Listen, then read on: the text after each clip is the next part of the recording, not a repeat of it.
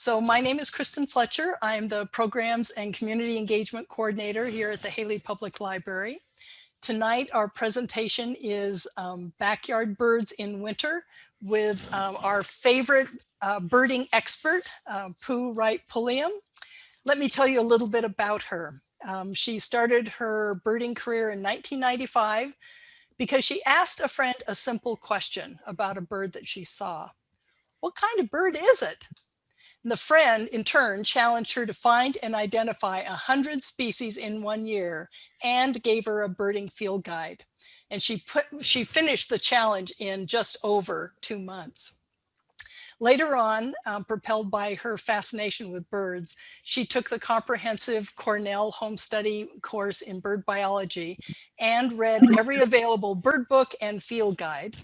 As she became more experienced, she was asked to lead bird walks each year for the Environmental Resource Center in Ketchum and in various places around the state. And each year she coordinates the Audubon Christmas bird count that's held in and around Silver Creek Preserve area. She's also an artist, and her lifelong love of art led her to start painting those birds that she loved. She has served as artist in residence at both Craters of the Moon National Monument near Arco and City of Rocks National Reserve south of Burley. Recently, she tied for first place in the professional art category in a competition hosted by the River Otter Ecology Program, a leading research and education organization located in the San Francisco Bay Area. So Poo, you'll want to unmute yourself, and I will put you on speaker view from my end, just reminding everybody to do the same if you'd like, and we'll just get going. All right. Hi, everybody. This is my first time doing this. So this has been an interesting lesson to learn from Kristen. She's been very helpful. And Kristen, I wanted to mention also on that Birder's Handbook, if we do have a question come up that I can't answer and you want to look it up while we're going on, that'd be great. Okay, I unfortunately, mine's somewhere, but I can't find it. So these are behind me here. These are all my bird books. I started out, the challenge that I got was with this little book right here. This is an old edition. I think this is from the 70s, but it's one of the old original bird books. And I've got all of my writings in it for all of the birds I've found. And what I was told to do was to, I think you can see it there, write every bird, what day I found it and what it was doing, so I could be tested on whether I ID'd the bird correctly or not. So that was my very first book, and many of you probably knew Patty Provancha. She's the one that gave me the challenge. The dear woman, dear woman, dear to my heart. So the way I'm going to start here, am I still up? Okay, I just had this big flash of someone else come on, so I wasn't sure if I was still up. Shauna, can you hear it? Yes, I can hear it. Okay, so Kristen, I don't know why she's up in full screen, and I don't know if that matters. Sorry, I'm letting a couple people in that just emailed me. Okay, so I'll keep going. Okay, what I'm going to do again is yes, I see why her microphone's on. Shauna, could you turn your microphone off? That would be the bottom left-hand corner. You'll see a little microphone icon. Just click on it and you'll see a red line going across the microphone. Great, that should take care of it.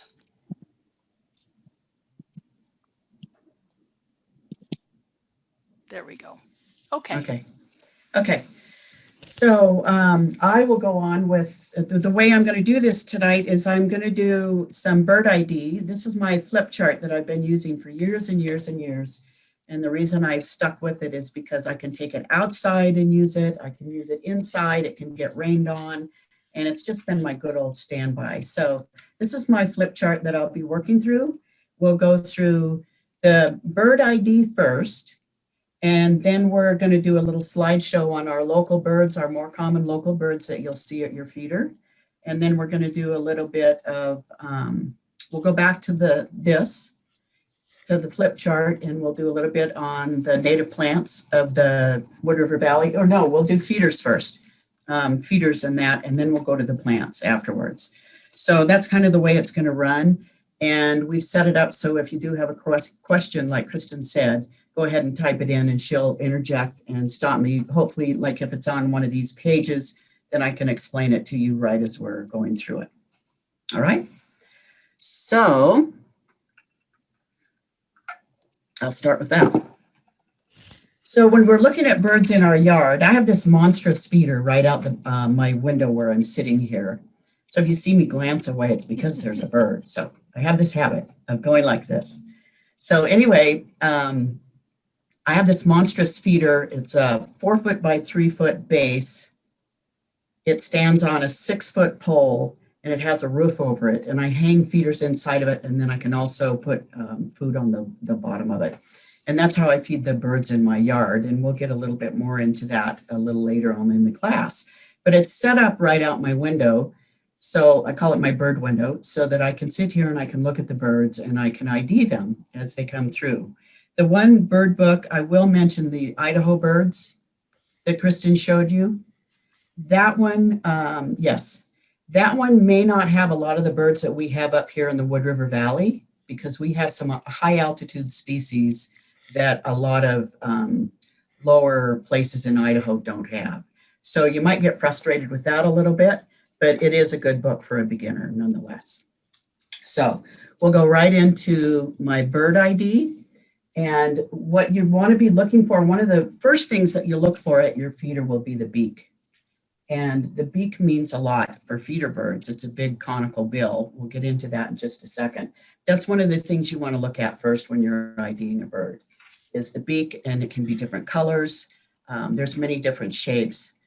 And then we'll be looking at the crown, which goes across the top of the head here. The crown stripe, which kind of, so it's going like this and then like this. And then there's an eyebrow and an eye stripe.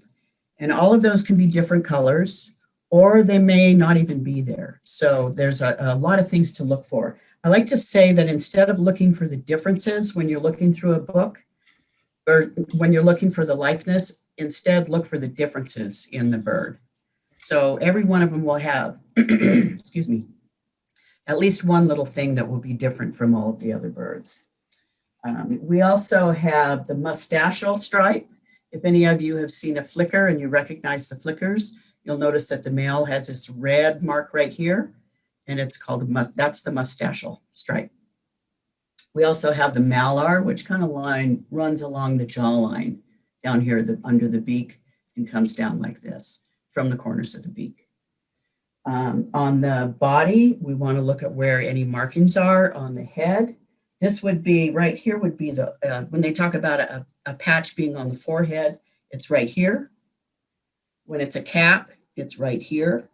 And when it's the nape, it's right here, okay? So then we have the back, we have wing bars or not, 1 or 2, sometimes patches there. We have the rump that can be a different color. And we have the undertail coverts that can be a different color than the belly or than the chest.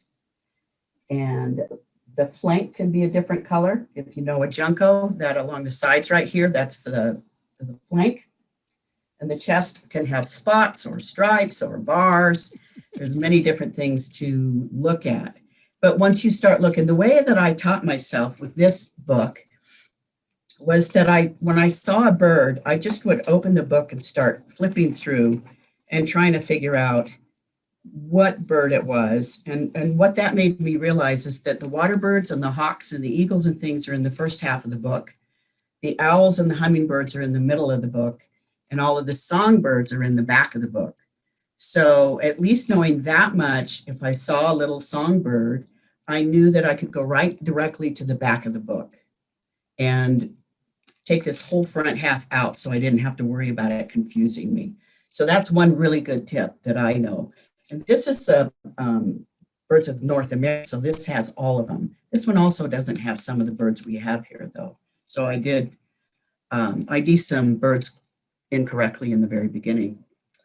But that really helps to start going through the book that way if you don't know your birds yet. But look for the differences instead of the likenesses.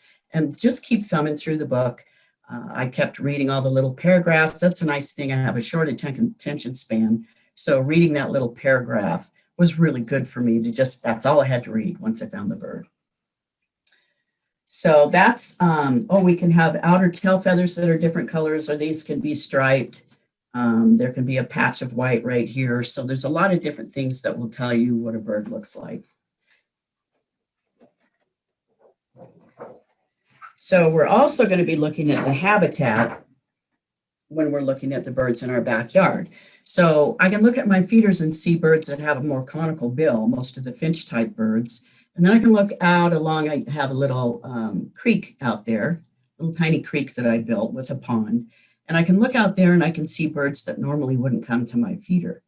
So then I can go, okay, that's in that habitat. The birds at the feeder are in this kind of habitat. And then up there might be one up in the pine tree. So we're going to look at the habitat. Some birds would not be in the habitat that you have in your yard. So something like that would make you automatically look elsewhere in the book to try and ID the bird. We also want to look at the head length, the tail length, and the wings. That can tell us very much about the birds. The body marks, so the color of the bird, the wing bars, the facial marks, all those colors and all those field marks. And then most importantly, the beak again. So we have the conical beak, which is like all the finches that are going to come to our feeder. We have the straight beak. Some of these may come to the feeder, but normally not. If you have the little caterpillar thing, the bluebirds might come to your feeder for that. Some of those type of birds might come for that. They have this type of beak. And oh gosh, I can't think of what they're named. Then we have the curved beak, which most of these wouldn't come to the feeder. A lot of these are birds that might eat fruit or whatever, or birds that have great big beaks that dip into the sand, or any kind of bird like that. And then of course we have the hooked beak for the raptors, and they may come to your feeder to eat your other little birds, which if they come to your feeder to eat your little birds, you have a very good habitat going, because nature is happening right in your own backyard.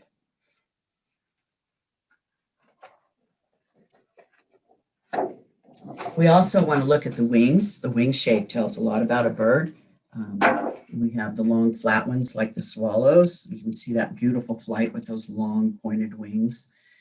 The broad round ones might be the hawks and accipiters and things like that, the raptors, the owls. The short round ones might be grouse or some of the birds like that. And the long pointed ones, a lot of these are seabirds, gulls, or some of the other ones like that. They have the really long wings for wing loading while they're out over the water. You also want to make note of the tail. So we have a round tail, a square tail, a slightly forked tail, a graduated tail. This would be like the mourning dove here. This is a sisken. The little siskens, one of the smaller ones that we get at the feeder, have a little forked tail like this. And this can be, depending on which bird it is, lots of them have square or round tails. Then we have the forked tail for like the barn swallow, for instance, and the long pointed tail, which would be like a pheasant, which you could get in your yard if you throw out corn or something like that. You could get that in your yard under your feeders. We also want to be taking note of the feet. And the thing about songbirds, the perching birds, is this type of foot where it can clasp, that's a cross between two words there, or it can clasp the branches. And so their foot goes like this, clasps around the branch. Some of the ducks might sitting in a tree and do kind of the same thing. These guys, this is for swimming in the water. So you wouldn't more than likely see this anywhere near your feeder unless you have a pond or big enough for some of the water birds. And then capturing prey with the large talons. And some of these, again, you might see at your feeder.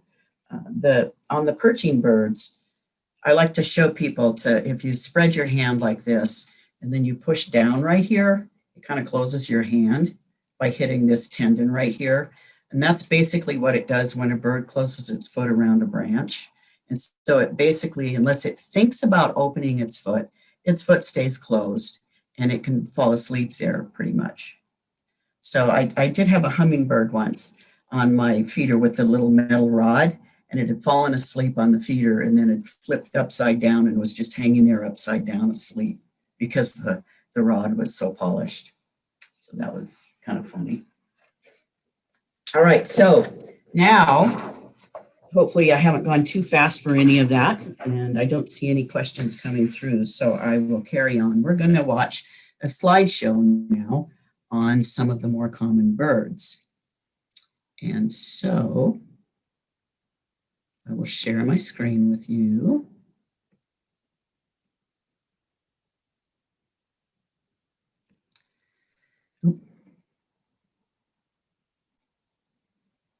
Feeder birds of the Wood River Valley. It's really cool when you get to know the birds at your feeder, and I'll explain the Project Feeder Watch in a bit, but I've been taking notes and lists of the birds that come to my yard. This is my 25th year. And so now I know, by looking back over my notes of all the birds that come, I know when to put out my hummingbird feeders in the spring, which is mid-April. The calliope hummingbird is the first one that comes. And that's always exciting. I put my feeder out and it's like, please, please, please. It's the smallest bird that we have in North America, and it's the sweetest little hummingbird. So I know when my hummingbirds will come back by taking those notes. And I know when things are going to start leaving.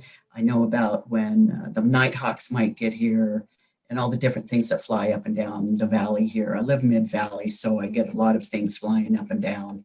We're about a quarter mile from the river, so I see lots of things from my house, like bald eagles and osprey and things like that, even from my house up here. I live on the highway. So it's pretty fun to just keep looking up. So this is the black-capped and the mountain chickadee. And you'll notice, I've got my pointer going here. This is the black-capped chickadee. And you'll notice that the black cap, that there's no eyebrow on here. When you look at the mountain chickadee, you see that there's this white eyebrow. And that's the difference basically between those two. This one's a little bit darker in the wing and tail, and the wing feathers have a little bit of white lining, a little bit more than this. This is more of all pale gray. And a lot of the ones that I see up here, this side is gray instead of this touch of rufus, and the chickadee is more of that rufus. So they both have the black under the chin. They have this beautiful little teeny beak, little seed-eating beak for things like thistle and black oil sunflower seeds. So there's a big difference right there in just that eyebrow. In their voice, the mountain chickadee sounds like a hoarse black-capped chickadee. It sounds like it has a cold, and chickadee, dee, dee, dee, instead of it's scratchy little voice. So that's one way to recognize it that way. The red crossbill and the white-winged crossbill, those are specialties of up here, way up here in the mountains. And a lot of people will travel all the way up here to see them.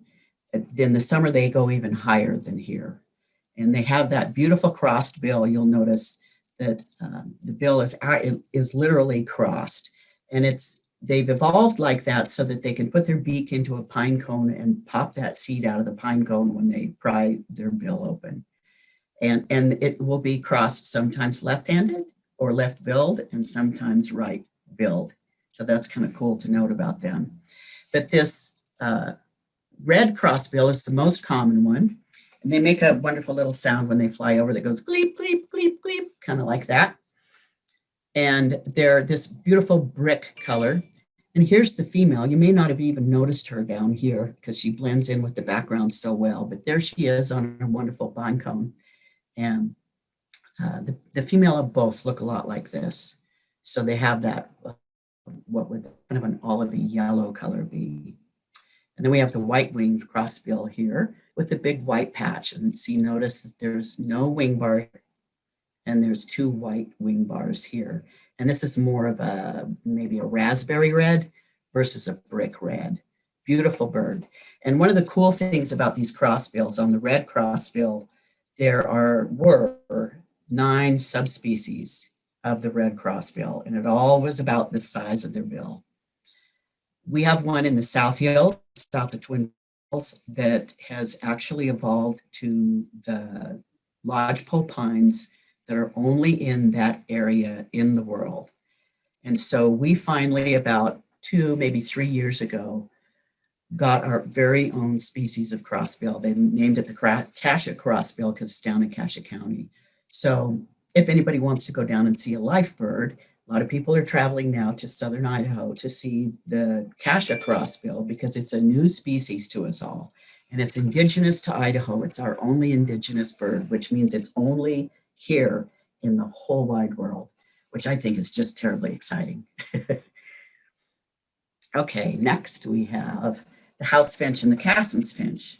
So this is the CASSIN'S finch, really a beautiful bird. This one will be at your feeders, and look at this wonderful conical bill on both of these. This nice big conical bill, that means they will come to your feeders. So the CASSIN'S finch is a high altitude species as well. And we used to have a lot of these in our feeders in the yard, but they have gone a little bit higher with the warmer climate. And also this one, the house finch, we never used to see up here. It was more of a low altitude species, but it has moved into our area. And now this is what you'll see mostly at our feeders is the house sparrow or house finch. And one can get an eye disease. Some of these finches, mostly this one, gets an eye disease that you want to pay attention to at your feeders. You'll need to take your feeders down if you see one with swollen eyes. And I'll talk a little bit more about that. So this is the male on both of these. Here's a beautiful raspberry red again. Here's more of an orange red. And see how the stripe goes back over the eye. And this one, it's the whole cap. And the nape of the neck, it looks pink here. This is actually through the eye.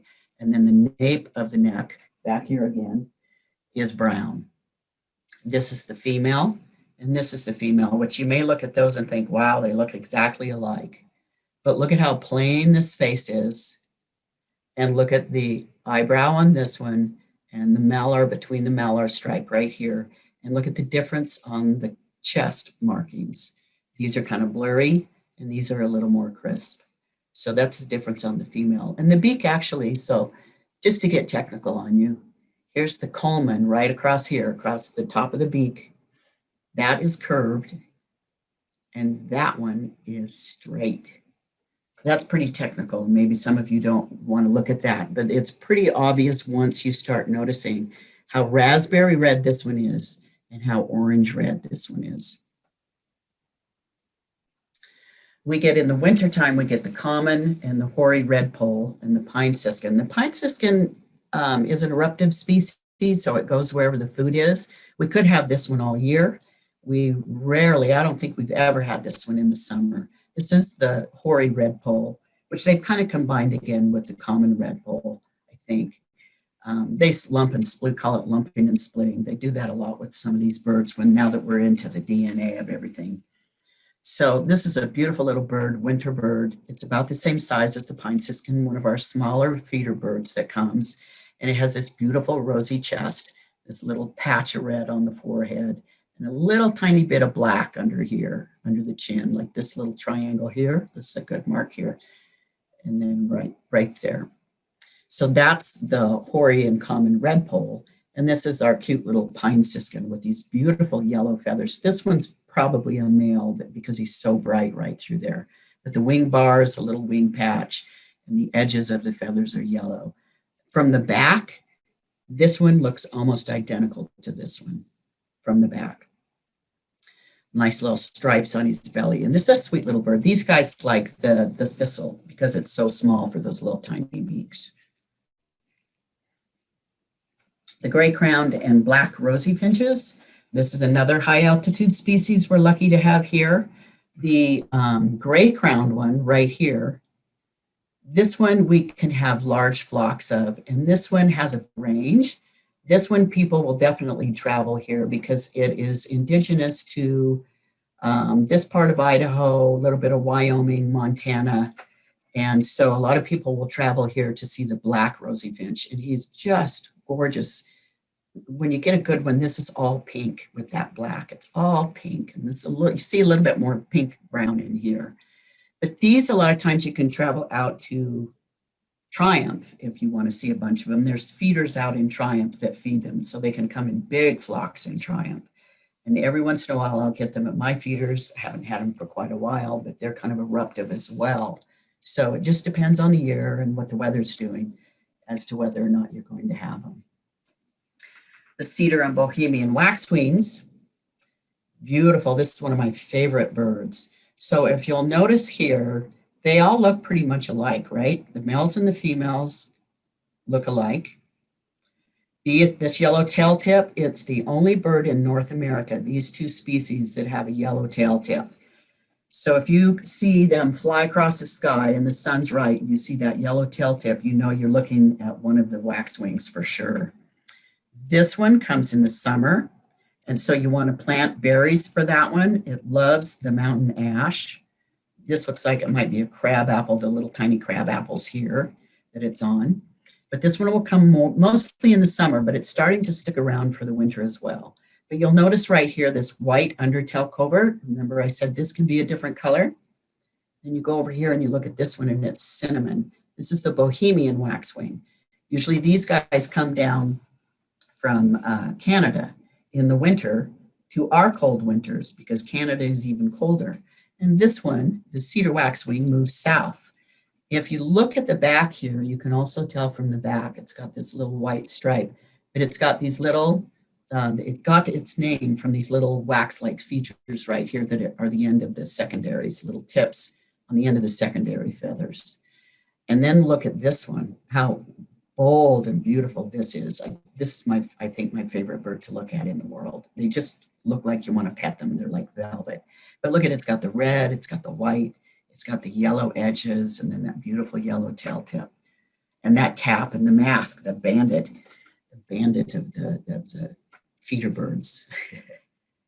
One of my favorites for sure. The red-breasted nuthatch and the brown creeper can be here all year. I just had both of these at my feeder, in fact, while we were setting up. This one will come right to your feeder, but it likes the suet a little bit more, just a little tiny guy. And you'll notice this kind of looks like, if you remember the mountain chickadee, it looks kind of like that with its eyebrow here that's white. But it's got all this rufous on the side and the blue back, and then little tail stripes. It's got a short little tail too. And this one will climb down the tree head first, searching for bugs on the bark, but it loves suet as well. And this one, the brown creeper, this one, it's just a special little bird. It's a tiny little thing. It goes up the trunk. And what it does as well, it goes up the trunk, circling up the trunk, and then it flies down to the bottom of the next tree and circles up again, up that tree, and then flies down to the bottom of the next one. So if you see a bird flying down to the base and circling the trunk upward, you're looking at a brown creeper.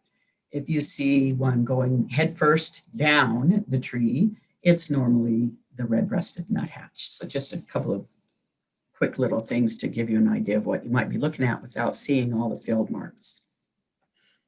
The ruby-crowned and the golden-crowned kinglet, these are just cute little butterballs. They're tiny little birds. This one we will have all year, the ruby-crowned, and you see the ruby right here. It's not during mating season. A lot of times you will not see this red right here at all, but it has these partial eye rings and a little wing stripe, and it's a little bird with a tiny little bill. And these guys like bugs. So bugs on your trees, you'll see them fluttering below the leaf, getting the aphids and things off of your trees. So they're a really good bird for that. The golden crowned kinglet, look at this beautiful little marking here. There's a little bit of red in there as well, but you can't see it that well in this photo. But this one we usually see a little bit more in the winter coming around, and they both have really high-pitched little tinkling sounds that they make. Really fun little bird. Any little bird you see kind of hovering below the leaf could very easily be one of these two species. White-crowned, white-throated, and American tree sparrow. These are, these would be feeding more on the ground or on a platform feeder. So if you're looking at, if you want to have birds on the ground, you want to throw out some of the millet, which we'll get into a little bit more, but these guys are usually down on the ground. Sometimes they'll get in the feeders, but as a general rule, they'll be more on the ground. This is our most common one. Has these beautiful black and white head stripes, and the immature one, it's brown and tan instead. So they look different as they're growing old. This is the American tree sparrow, which we'll get in, oh, I always mix the two up, American tree sparrow and the other one. One of them comes in the summer, one of them comes in the winter. And I don't know why I don't have the other one on here, but look at this rufous little forehead, little tiny wing bars, and all of this little rufous eye stripe through there, and a bicolored beak. Look at that one. But they like the little millet seeds, these guys usually. And this one is an eastern species that usually, on occasion, usually one a year, it seems like, shows up here. And it looks a lot like this one, until the wings especially look alike, until you look at how white this is. It's kind of bordered in a thin line of black. This is white, but it doesn't have the border. It's not as prominent. And this one has this yellow, it's called the lores right here between the eye and the beak. That's the lores, and it has the yellow right there. This one doesn't have yellow, but this one's a rare one. We do a rare bird report when we see one of those. And this one is a more common one.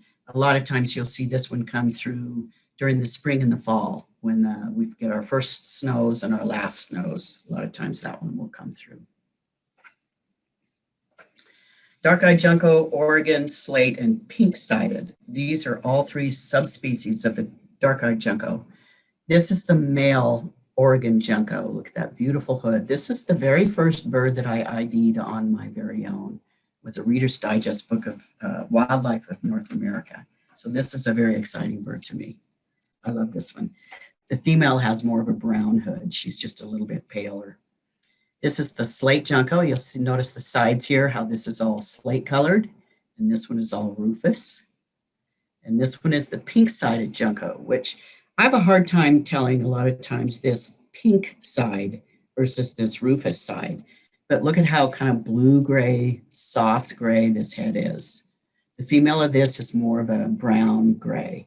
This is more of a blue-gray. So that's the pink-sided. You don't see this one as much. You don't see this one a whole lot, but more often than this one. And this one you can see everywhere, all year. It will also come through, but on the snow, higher altitudes, you will see it all year. And spring and fall, it'll come through to the feeders.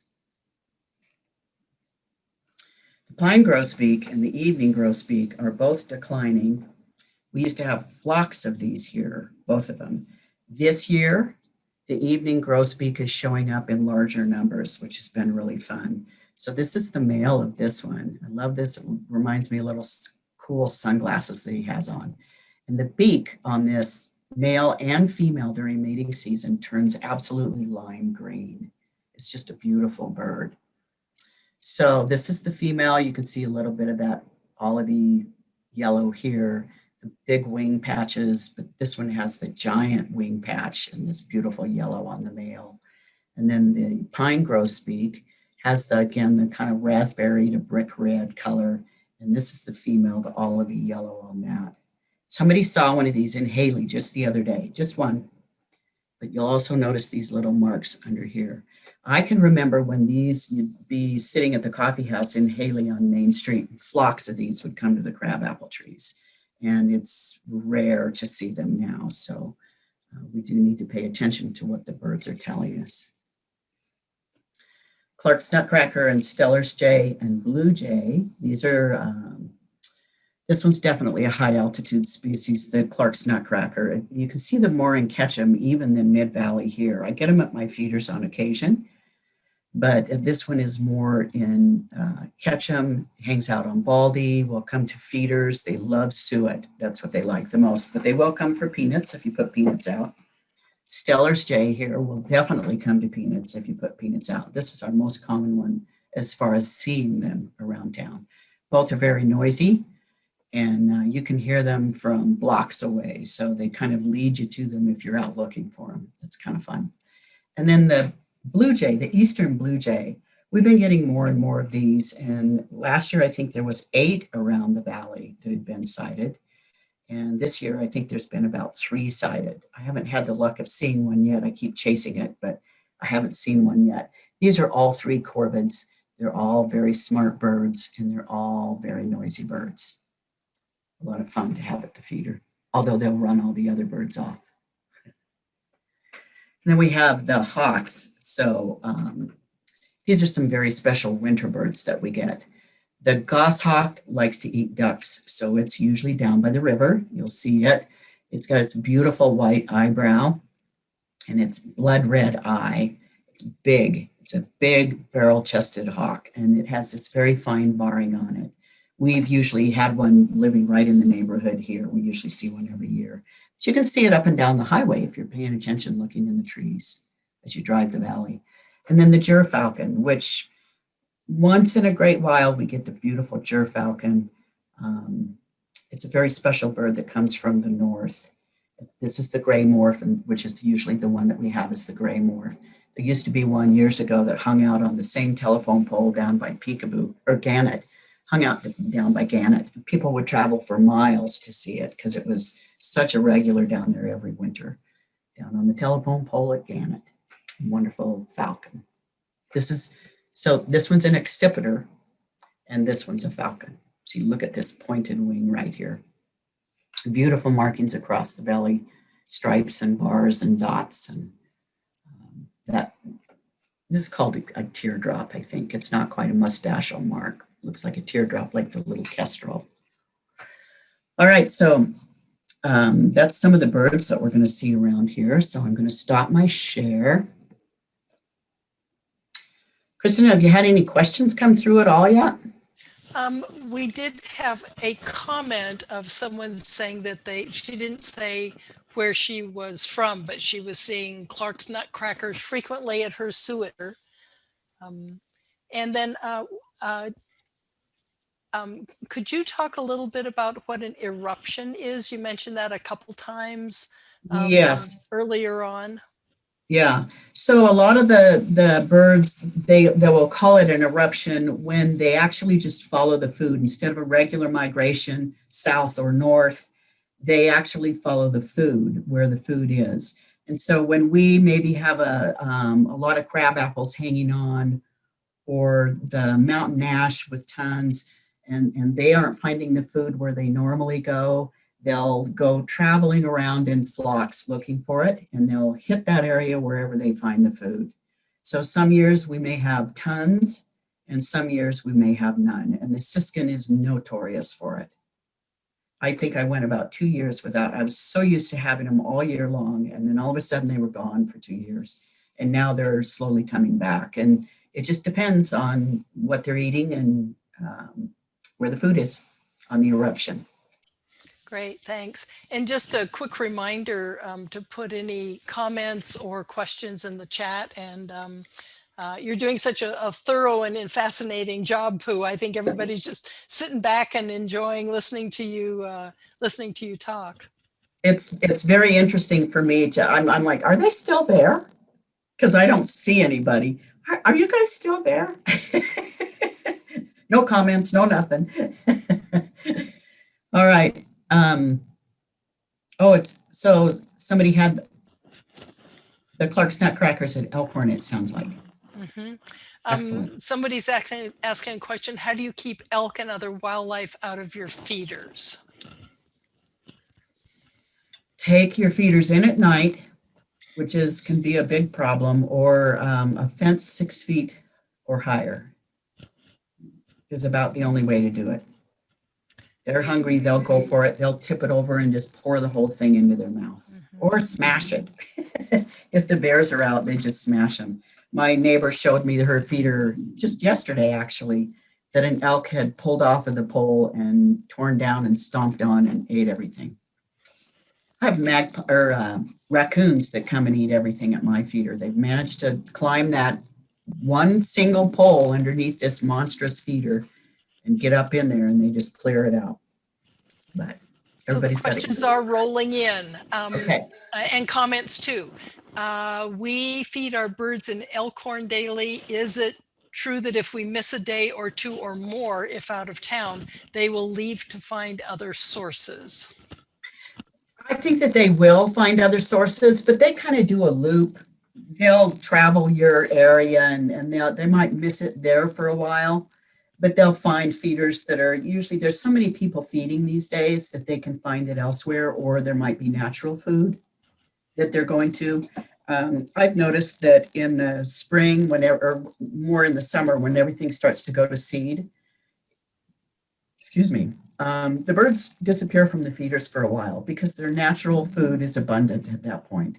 So we're just kind of benefiting them when we feed in the winter, and they will usually find it elsewhere. So I don't think it's a big concern. It just might take them, if you're gone for 2 weeks or something and you haven't fed, it might take them a little while longer to return. But they Thanks. more likely will. Someone just made a comment that they saw in Clark's Nutcracker in East Hailey today. Oh, nice. Mhm. And then a question, someone just saying they're loving it, love the visuals and detail. And then a question, why are we seeing male downy woodpeckers and not so many females this summer? I don't think I can answer that. Oh, I said summer, this winter. Sorry, I misspoke. This winter? Mhm. I can't answer that. And I think I've noticed the same thing, actually, now that you mention it.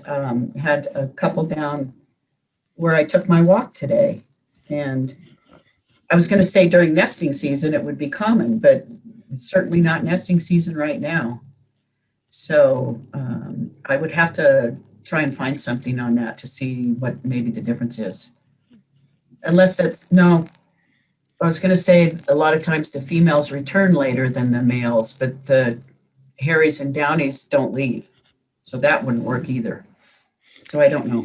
Okay.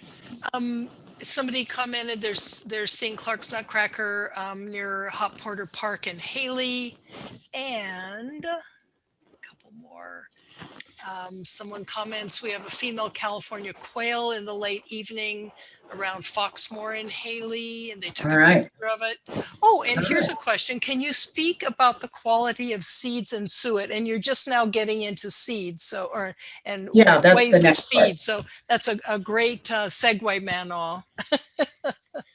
So I will mute myself and let you talk about seeds and feeders. Okay. And I'll hopefully answer Mary's question there. I just saw it pop up as when I get into the suet. The Clark's Nutcrackers, the mountains right there with the pine trees, they need the pine trees to eat.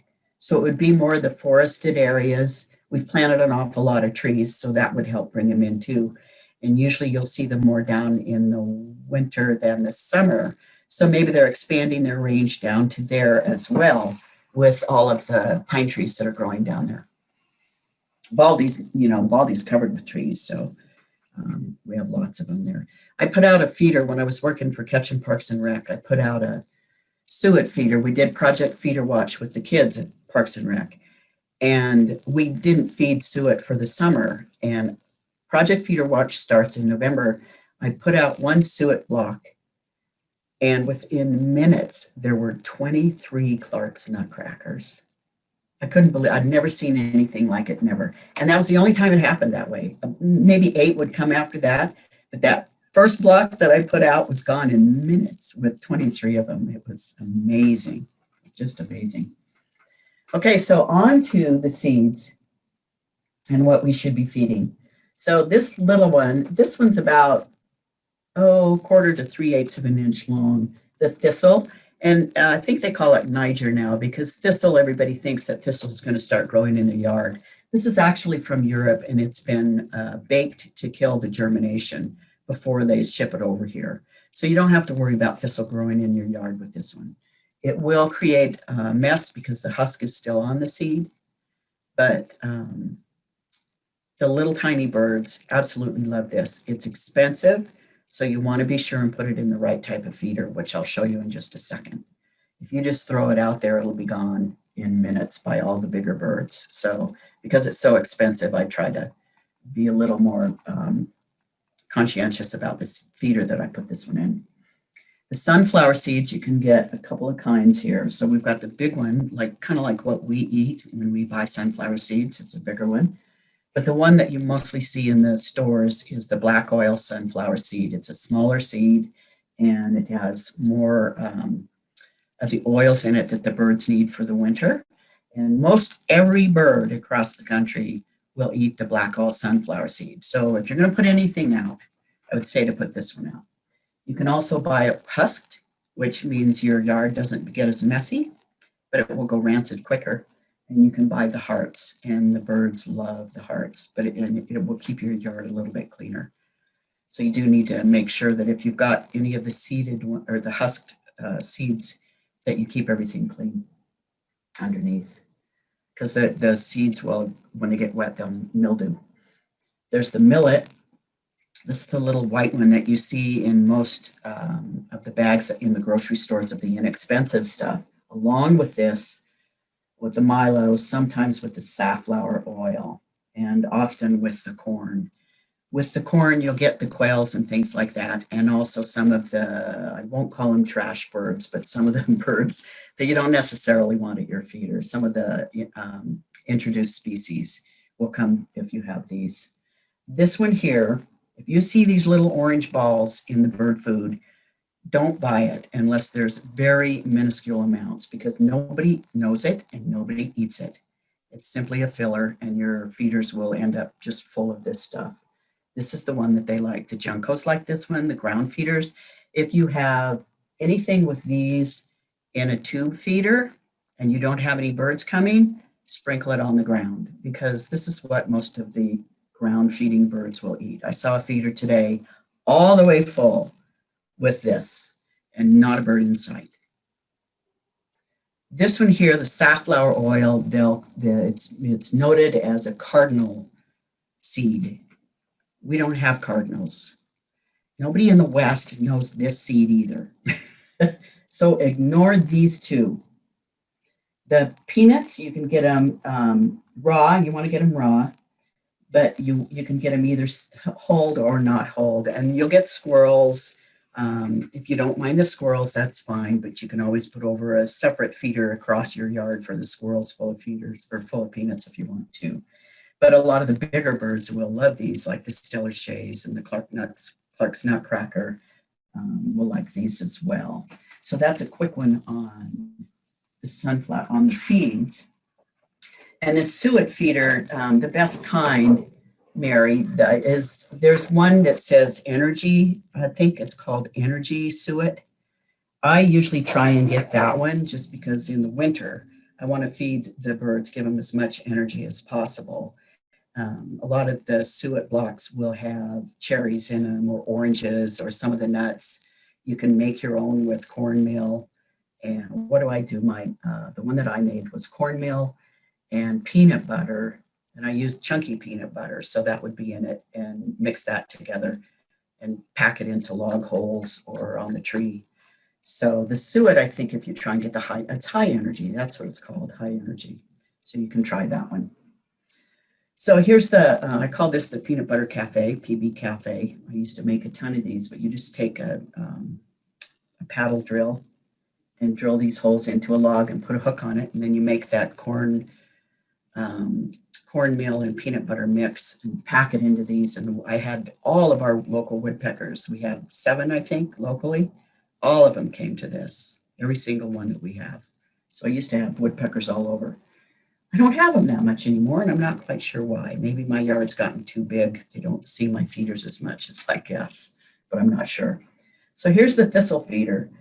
It's got this little teeny hole right here. It's a long, elongated little hole that the smaller birds can get their beak into and take those little thistle seeds out. The bar that they sit on can be either above or below the hole, because they can swing the siskens and some of the littler birds like that. The goldfinches can hang upside down and still get into that hole. So if you get one of the thistle feeders with the bar underneath or on top of the hole, and all you want are the little tiny birds, that's what you're going to get with that particular feeder. When it's on top, some of the other ones can balance themselves on the pole and actually get into it. So it depends on what birds you want to feed as to what you want to do also. I saw this one just came up. How about thistle socks? Thistle socks are great because a lot of the little ones can hang on that one.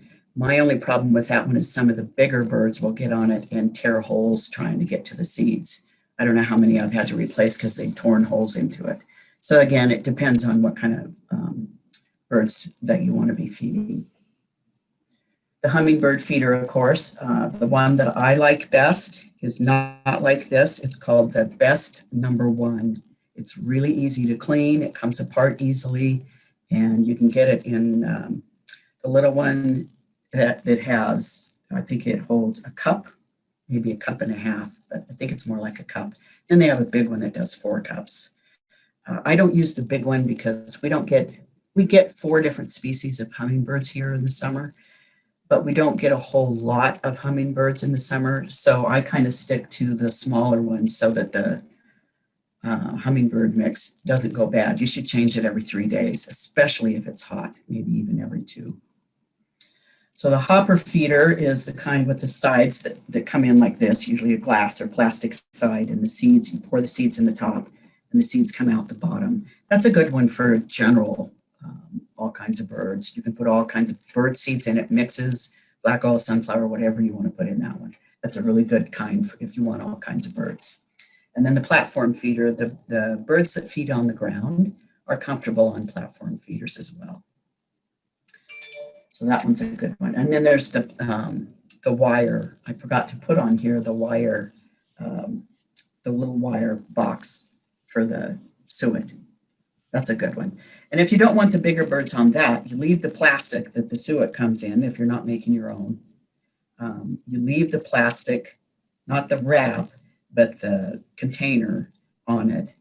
You put it, slide it into the wire feeder, and you hang it with the little chain upside down like this with the food on the bottom side where they can get into the bottom side.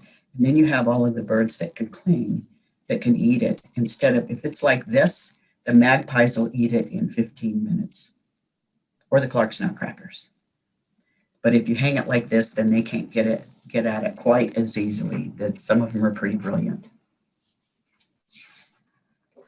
We have one comment and a couple of questions. One comment was, I recently read that bird seed, and I happen to know that it's flower seed, provides thousands of calories to elk, deer, and moose.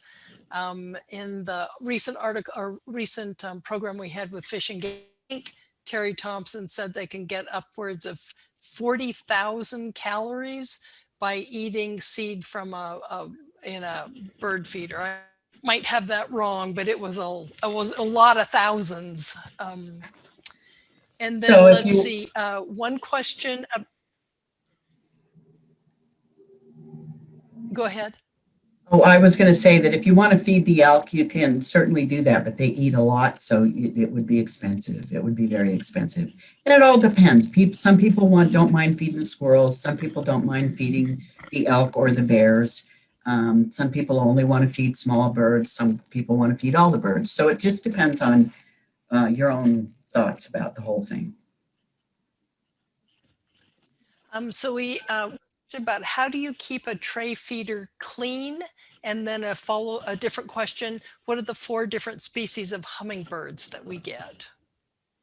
To keep a feeder clean, you need to, once a month, you should take it down, empty it out, and dip it in 1 part bleach to 9 parts. You can scrub it out with soap and then rinse it really good, but dip it in 1 part bleach to 9 parts water and dip it in there, and that will clean it.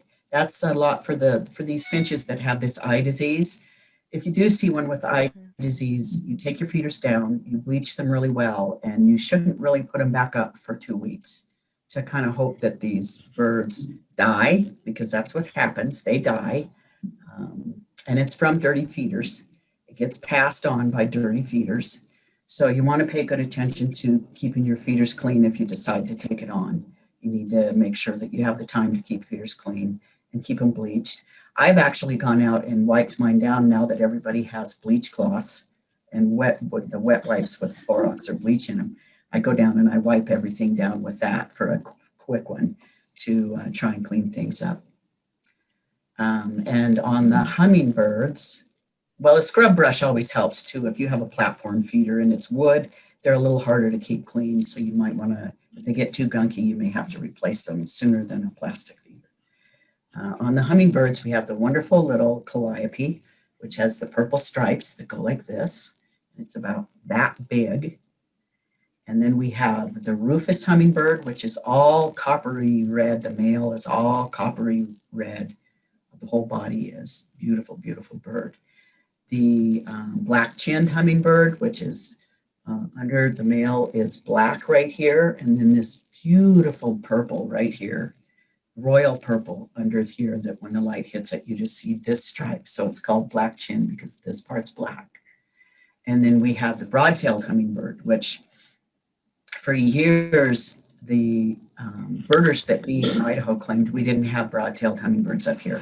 But they're a little more of a high altitude species. They like the mountains, and you will hear them coming. The wind whistles through their wings. They have these particular primary feathers that are very sharply pointed, and the wind whistles through those wings. You can hear them with your doors and windows shut. You can hear them whoo, go by. That's the male. And they have a beautiful raspberry red, full-on raspberry red gorget. All of our local ones are all green on the head and green on the back, except for the rufous. And all the females are basically green to maybe green-gray. And I should mention as well, actually, the Anna's hummingbird, which is all raspberry in the male, all the way. They have been expanding their range into our area. And every fall, if you have this is how I found out about it. I had a hummingbird. I'd left my feeder up, bad girl. And in October, a hummingbird was at my feeder, and it was a female. And I told a friend of mine, I said, yeah, I've got a hummingbird in my feeder. I can't believe it. It's October. And he said, well, for sure, it's an Anna's hummingbird then. And since then, that's been maybe even 20 years ago.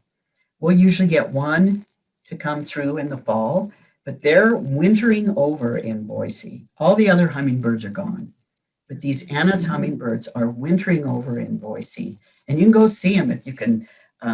They're usually at somebody's house that feeds. They now make feeders that stay warm because these hummingbirds somebody invented one, and you can buy a heated feeder.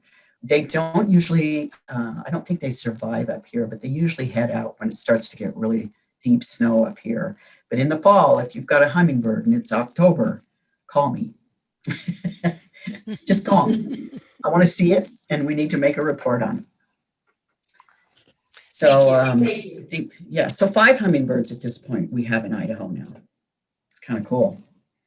On the water, here's one of the things you really need to pay attention to.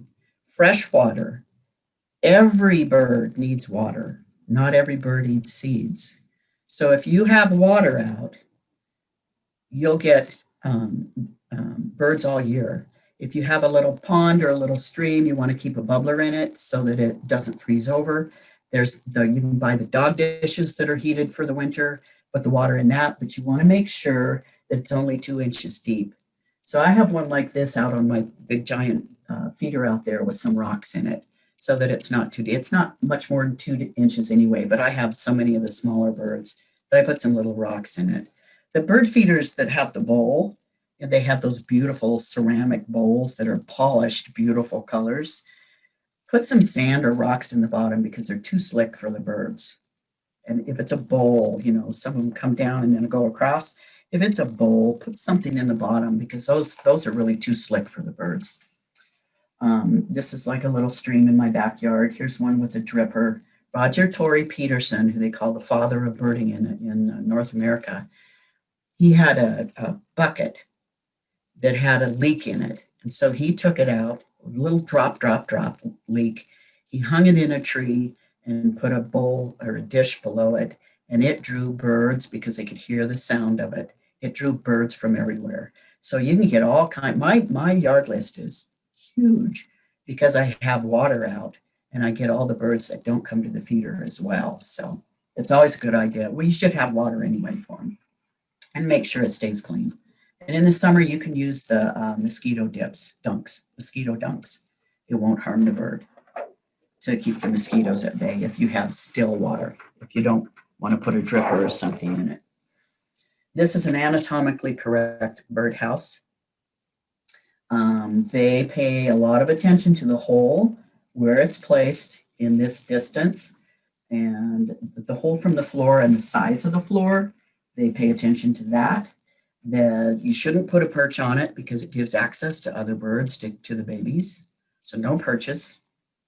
And the height from the ground. And there are books. There are so many books, and we're gonna get into books in a minute here. After we do the native plants, I'll go through the books that I use. But do pay attention to all of this. I've got a great big one that has a big hole like this that I have kestrels in down in Hagerman. And if it's much more than 2.5 inches, the house sparrows can get into it. So most of our local birds is less, like maybe 2¼ inch. So you really want to pay attention to the size of the hole to keep the birds and the predators out. And this is my yard. It's kind of changed a little bit now, but I have my little stream that comes down with a little pond in the middle and a pond at the bottom. I have a little bird feeder hanging from a well house that my dad made. It's not a real one, it's just a decorative one. Feeders up here. This is a berm along the highway. The highway's right out here. So I have my houses out here on the right height of poles, and open up to an opening, not necessarily in a tree. It depends on what bird that you want to draw as to where you put it and how high it is and all that. So I have coneflowers and penstemon and sunflowers and chokecherry and crabapple and spruce for nesting, water for living, spruces, more spruces, aspens. A lot of them like the aspens, and the aspens get full of aphids, and the birds eat up the aphids. And my bird feeders here. My yard, I don't have this many bird feeders out anymore. I just have my one great big giant one. But this is my bird window, my guest bedroom, and that's where I'm sitting right now. With, again, all of, be careful, it's addictive. These are all bird books. I have my little shed, a little fireplace. It's got honeysuckle along here for the hummingbirds. I have a little rose garden in the middle right now that the hummingbirds, with honeysuckle, that the birds like. And then I have some mountain ash over in the neighbor's yard that the cedar and Bohemian waxwings come in droves. You see a big flock in the sky and it's kind of glittering and it's moving together and it's kind of glittering over one of the towns. It's generally one of the waxwings. They just glitter when they fly together like that. So it's really fun. Hey, Pooh, we've got a couple of different questions. One is, how can I keep lazuli buntings for more than 5 minutes in the spring? And someone else wants to know what owls we see in the Wood River Valley. Ooh, that's a good one. That's a good one. The lazuli buntings, they like the sagebrush. So unless you have a lot of sagebrush in your yard, you can see them. I go to the Elkhorn Pond and I can hear them calling back and forth in the sagebrush hill across from the Elkhorn Pond. But they usually come through, load up, and they're on their way. It's really hard to keep them around. They're one of those types of birds. They'll come back through in the fall, but they're what they eat is not necessarily in our yards. So that's a hard one. They're such a beautiful bird. I actually had one winter over. It must have been injured because it never flew very far, and its one wing kind of hung down. And it's made it through the entire winter at my feeder until the lazulis came back in the spring, and then I never saw it again. So I think it lived. It was a record for the winter. And the other one, oh, the owls. So we have the great horned owl, which is the really big one. We have the saw-whet owl, which we can see locally. Some of these owls, the great horns you can see in the day. Most of us have seen them in the day, roosting in a tree because they're pretty hard to miss if they're roosting in a tree. The saw-whet is not that easy to find, but a lot of times it'll be sitting right out at the edge of the branches. Hard to find though, unless you're looking in the pine trees for it. The Western screech owl, well, the last two will nest in cavities. So if you keep an eye on the cavities around your neighborhood, during the winter, it's a good time to look for nests and for holes where woodpeckers or whatever might nest. And the saw-whet and the Western screech owl will nest in those holes. So if you know where those holes are and you're walking around in the winter, you just might see all of a sudden there's this little face in that hole, but not easy to find. So we have the northern pygmy owl, which a lot of times if you see looks like a tennis ball sitting on top of a pine tree. It could be a pygmy owl, northern pygmy owl. And I've seen them, I think it's usually the fall that I've seen them in the winter too, I think though, as well. I can't remember for sure. I've had at least 3 in my neighborhood here.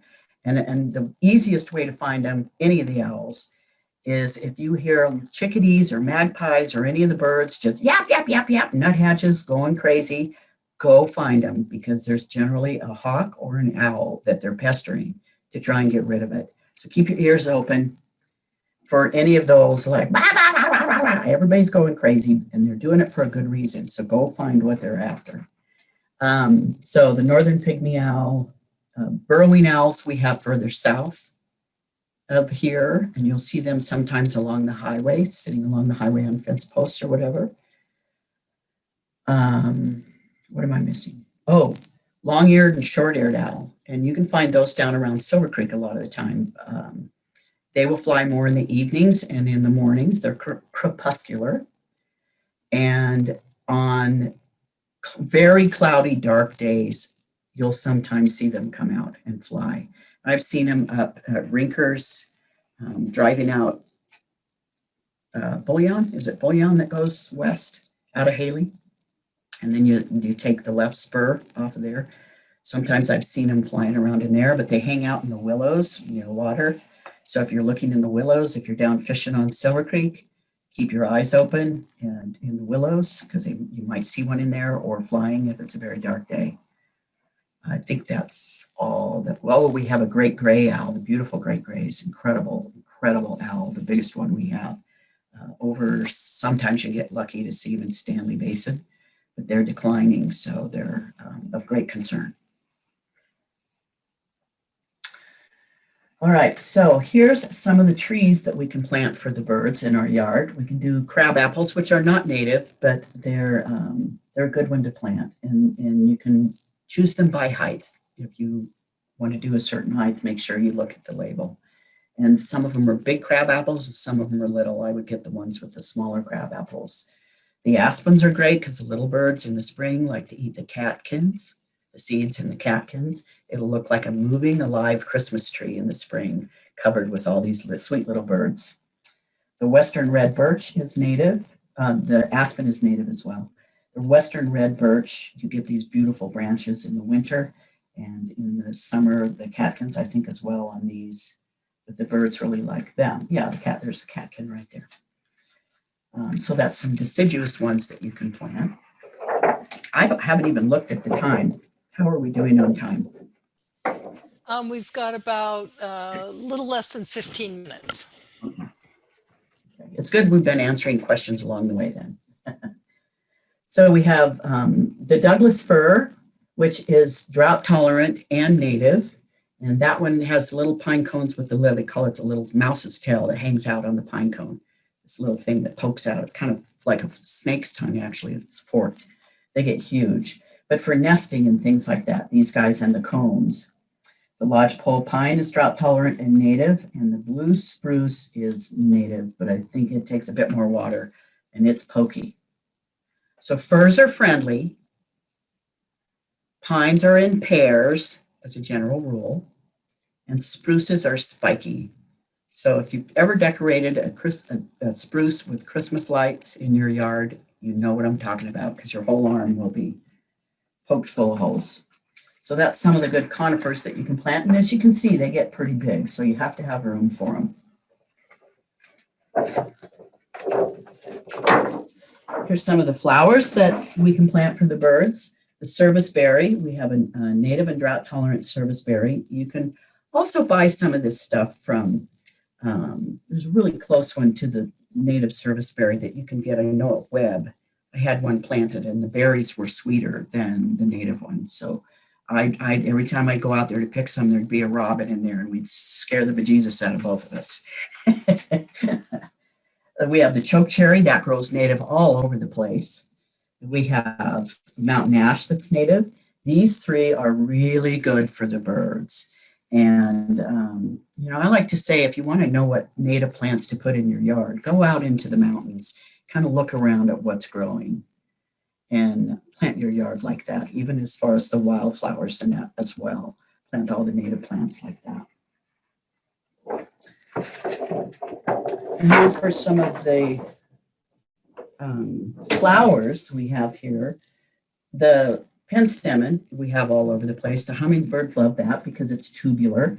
The petunias are not native, but everybody has petunias, and the hummingbirds love them because they're tubular. The salvia, not native, but some of the penstemons and firecracker penstemon is a red one, if you want a red one of the penstemon that looks kind of like this, but the hummingbirds love the salvia. And then, of course, the columbine. We have a native columbine. We have the Sitka columbine as well. And the hummingbirds like the tubular parts on those. So this is pretty much a hummingbird page here. And pollinators in general. So if we want lots of pollinators. We want butterflies. And we want insects. We want them. And the birds, I just learned the other day, caterpillars are like 90% of the bird's food during nesting season, because that's what the babies can eat. So we want caterpillars. We don't want to get rid of them. Some of the seeded ones we have here, coneflower. This one is drought tolerant. The coneflower, a lot of people buy these coneflowers in the stores. It is said that you should have, if you want a native and a pollinating yard, 70% native, 30% some of this other fun stuff that you might get at the garden centers. But 70% native is good. The black-eyed Susans are drought tolerant. Mullein, did we figure out, Kristen, if this was native? I was just looking at that page thinking, oh no, I was going to look that up. Yeah, Mary might be able to chime in on that. Yeah, Mary, do you know? If mullein is native. I thought it was, but I couldn't say for sure. Yeah, it's everywhere. It's the really big spikes that you see. You think it's introduced, Linda? Well, Okay. I think it's native, but maybe not. Maybe it's just an introduced invasive. I'll look it up. I'll get back to you. Okay. But it's everywhere. It's the big spike that you see that it looks like you could dip it in oil and light the end and light your way through the night with it. Woodpeckers love it. The downy woodpeckers love this one for the little seeds. Then we have the flaxseed, which is native and drought tolerant. And that one reseeds really well by itself, or you can go out and just rub your hands over some of these wildflowers out there like this in the fall to recast the seeds. But the birds love these too. Dandelions, the goldfinches, this great memory I have of a male goldfinch riding a seed head of a dandelion to the ground so that the female could eat. She was just waiting for that little seed head to come right down to her. It was sweet.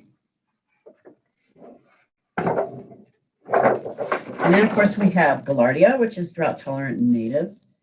Cosmos is not native, but drought tolerant. This is one of my favorite wildflowers. Not even that it's a wildflower. You can get it at the Webs and all of the landscaping places. And then, of course, the sunflower. And we have the giant ones. My sister grows these monstrosities that are 13 feet tall, and the head's like, I don't know, Shauna, it must be about that big around, the seed head on it. It's just huge. And then we have the little wild ones that you see all along the highways, and they're real good for the birds. They all love those black hole sunflower seeds, but it's fun to grow the giant ones as well. And I've always wanted to do a labyrinth with sunflowers, with these giant sunflowers, so you could walk in between all the sunflowers in a labyrinth. I thought that'd be fun. So let's quickly go to the books. So this is one of the most common ones, and you'll get all of these. Kristen's going to send an email to everybody with all this information as well. Oh, I saw that introduced from Europe on the Mullen. So this is a really good one. This is the National Geographic that most birders that have birded for 20 years or more started with this one and the Golden Guide, and of course the Peterson Guide. This one's like, I love this one. So that's a good one to have. Nowadays, here's the National Audubon. The thing about the National Audubon, I'll be real quick, it goes by color. So the males will not be with the females. But for a beginner, to go by color is very helpful. So I suggest having this along with your other ones. All the information is in the back, so that makes it a little harder that you have to flip back and forth. When all the other books, it has a little paragraph of very important information right there on the page with the bird. And the others have the male and females together. So nowadays, the new kid on the block is Sibley, which Kristen showed you the one in the beginning. This is the North American one. He's in his 50s, maybe early 60s, and he's done all of the paintings. His dad was an ornithologist. He does not claim to be, but he's been painting him since he was 6. So this is the Sibley Guide. That's for North America, and here's a nice little one for the West. And you can get one for the East. So this is the one, I use this one more than any of them. And as you can see in here, you know, it's got, let me find one where the males and females, oh, here's the owls. Oh, I love the owls. Woodpeckers, it's got everything in it. And again, it's in that order. Woodpeckers are in the middle and all the songbirds are in the back. And look for everything that's different between them. So that's the bird books that I use most. But as you can see by these back here, there's probably 10 more birding ID books by different people. I cross-reference all of them. And then here's the Birder's Handbook. This is different from the big yellow one that she showed you in the beginning. This one just has ideas on how to look at stuff, how to buy binoculars, a little bit on some of the birds, what they look like, how they feed, what some of the foods are, kind of the basic of what I just showed you guys here. And that's good for backyard birding. But this one I use the most. And this one is by Sally Roth. And I'm not even sure it's still in print. I've had it for so long, but it's a good one if you can find that one. And this one I got at Wild Birds Unlimited in Boise. And I think that might even, yeah, it's even put out by them, by Wild Birds Unlimited. And this has tons of great info in it. It's a pretty thick one. So this will show you all the stuff I just was talking about. Put that up here. It has tons of good information. And my sister and I both decided we both needed it, so we both have it. We bought it for each other. And then I do have, not sure if this one's in print anymore either. This is by Birds and Blooms, which I think is still being in print. And this was a fun little one. This teaches you how to build benches and bird feeders and bird houses and all kinds of stuff to enhance your backyard. So that's kind of it's not a real big one. It's got some real fun things to do in it. So that's some of my favorite books. And then I have my Life List book, which I write all of my bird species in. It's got lots and lots of writing in it. This one's pretty old. This is a Cornell one. If you decide to, a Life List is all the birds that you've seen in your lifetime. So if you want to make note of all the birds that you've ever seen, that's what a Life List is. And there's books that you can list it in, or you can do eBird. And then this is a little garden guide that I wrote up in 2007. And it has an Idaho native plant list on it. And it's actually for sale at the Sawtooth Botanical Garden for $5. because it has a 2007 calendar in it, but I had some extras, so I donated them to the Sawtooth Botanical Garden. This is how to garden in your yard for the Wood River Valley. So it's very particular to here. And it's $5 at the Sawtooth Botanical Garden if you want one of those. I also, for my windows, when we have birds out the windows, I have these little dots. And I'm not sure if you're going to be able to see these little dots on here. See all those little dots? So you lay this out across your window and you press it down, and then you peel off the strip, and you have every 3 inches, there's a little square across the window. I have them right here, and it rarely blocks my view, but it helps keep the birds from running into the window. You can see it's kind of how it sets up here. But that's one way to keep the birds from hitting the window. Or you can put the feeders at least 8 feet away, 8 feet or more away from the window. It should be. The thought is that they can't get an up enough speed to run into the window and kill themselves. They might just glance off of it. There's also feeders that you can hook right to the window, and then of course they'll stop right before the window to get to the feeder. So Pooh, it's just 7 o'clock, so we should probably wrap up with whatever you think. Okay, I'll be real quick with the citizen science projects. Project Feeder Watch goes from November to April, and it's a count that you do. It costs $15, and it's through Cornell, and you count the birds at your feeder once a week. And they send you the stuff to do it, just as the calendar that comes. And you also will get a poster of the most common birds that come to your feeder. I've been doing this for 25 years, and that's how I keep track of all the birds. That's how I know the hummingbirds come back, because I write really tiny on there. And Project Feeder Watch, you're called a citizen science, and it's very good for you to do. We know what birds are doing all around the world because of citizen science. So it's a really good project to join. You'll be getting the information on it. The 24th annual Great Backyard Bird Count, you'll get information on that. It's www. Did we have a thing up for these? No, but I'll send it in Okay. Send it in a follow-up email. And then there's eBird, which is an app for your phone where you list all the birds that you see. Takes a little bit to learn it, but it's good for that. iNaturalist, you can list all the animals, all the wildlife. And then on the phone apps, I use mostly iBird Pro. So that I think you pay once, at least when I bought it, you did. So some of the apps for your phone that helps you ID birds are iBird Pro, Sibley Birds, Audubon Birds, the Warbler Guide, which is way cool because you can actually 3D the birds and look at them all the way around. Raptor ID, Merlin Bird ID, which helps you ID every single bird. You put in the information you see, it helps you ID the bird. Picture Bird does the same thing, but you take a photograph.